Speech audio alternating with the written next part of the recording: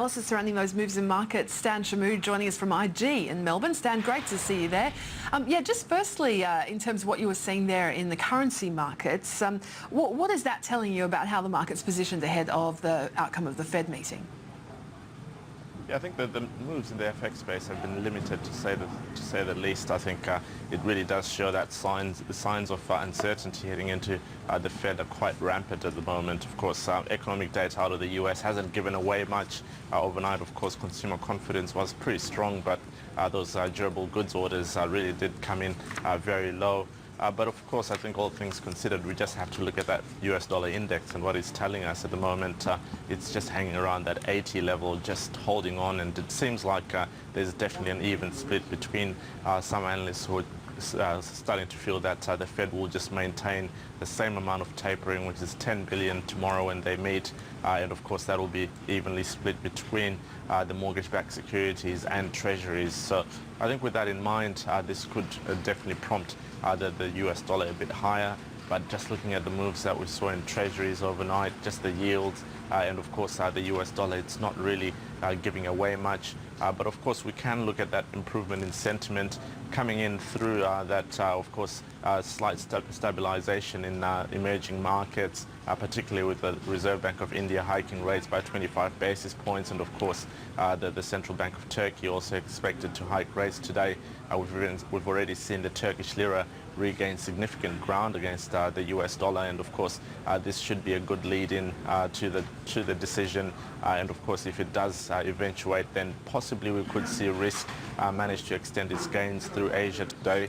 But as it stands, I think just looking at the major currency pairs, we've got the dollar yen just hanging around that 102.90 level. We've got the Aussie dollar just around that 87.77 mark at the moment, and they're not really giving away much. But of course, the slight stabilization should see a lot of the equities in the region manage to improve a little bit. Of course, along with the gains we saw in US equities after some encouraging reports from the likes of Pfizer and Ford should be quite encouraging for some of the local investors to get involved in some of the stocks that were beaten down quite heavily yesterday.